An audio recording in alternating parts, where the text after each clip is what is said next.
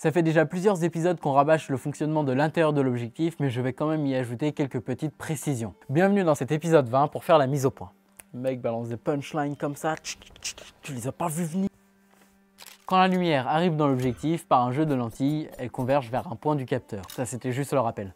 Mais alors la question c'est pourquoi est-ce qu'il y a des éléments qui sont flous et d'autres qui sont nets? Simplement parce qu'en fonction de leur distance, les rayons lumineux n'ont pas le même angle. C'est-à-dire que si deux objets sont placés à une distance différente de notre œil ou de la caméra, les rayons lumineux qui nous permettent de les percevoir vont avoir un angle différent.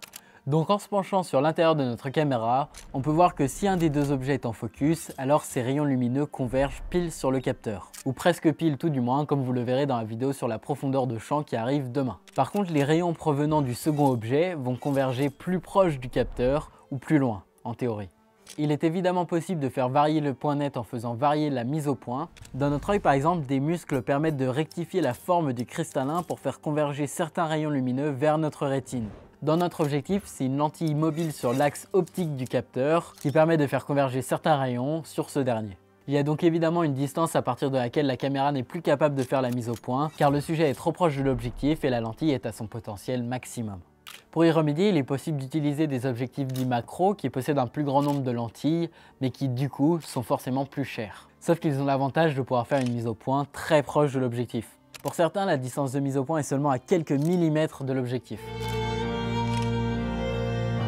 Pour comprendre la mise au point actuelle, il est important de faire un léger bond dans le temps. À l'époque des caméras argentiques, à l'intérieur des boîtiers, il y avait deux miroirs dont on pouvait modifier l'orientation en faisant pivoter la bague de mise au point. Les miroirs pivotaient donc symétriquement grâce à cette bague, et au milieu du viseur, un écran scindé en deux permettait de montrer l'image issue de ces deux miroirs. Il fallait donc forcément avoir des réflexes. Lorsque les deux images de l'objet à mettre au point étaient superposées, c'est-à-dire nettes, alors la caméra était bien réglée et prête pour la prise de vue. L'angle du miroir permettait de connaître la distance entre la pellicule et le sujet, et la lentille était évidemment ajustée. Dans les caméras numériques, plus précisément les réflexes qui possèdent des miroirs, le système est le même. Une partie de la lumière traverse le premier miroir, celui qui redirige les rayons lumineux en direction du viseur, pour atteindre un second miroir qui redirige cette fois-ci les rayons lumineux en direction de deux petits capteurs. Une puce électronique compare alors la courbe de luminance issue des deux petits capteurs et analyse où se situent les patterns similaires afin de calculer la distance entre le capteur et le sujet. Une lentille à l'intérieur de l'objectif est alors ajustée pour faire la mise au point au bon endroit. Le problème de ce système, c'est qu'il est cher et qu'en plus, il nécessite des miroirs. Donc pour les hybrides, il fallait forcément trouver un système alternatif. Et justement, l'alternative pour les hybrides, les compacts ou les bridges, c'est simplement d'analyser l'image issue du capteur principal. En bougeant très légèrement le focus, le boîtier est capable de définir si l'image est plus nette ou moins nette.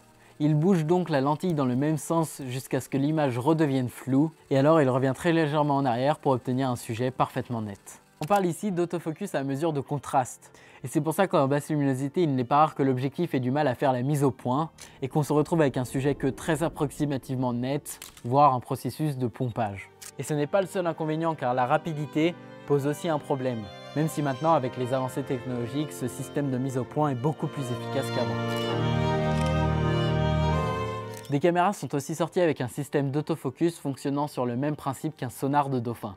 En émettant des ultrasons et en mesurant le temps qu'ils mettent à revenir, des caméras sont capables d'évaluer la distance qui les sépare du sujet. Le problème, c'est que ce système n'est pas très précis car les ultrasons ne peuvent pas être dirigés de manière précise dans une seule direction. Un système utilisant des infrarouges a alors été développé avec le même fonctionnement mais beaucoup plus précis, et ce bien avant le Face ID de Apple. Une cellule émet un rayon infrarouge et une cellule réceptrice le reçoit.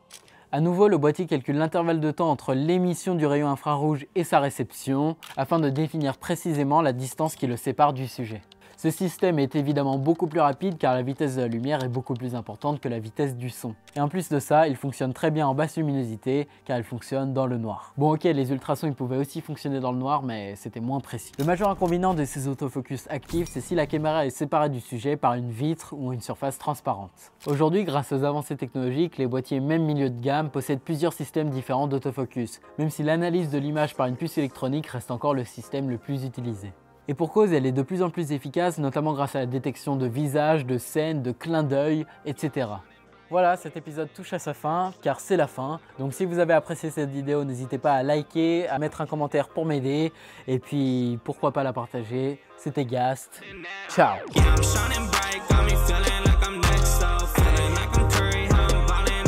Swell.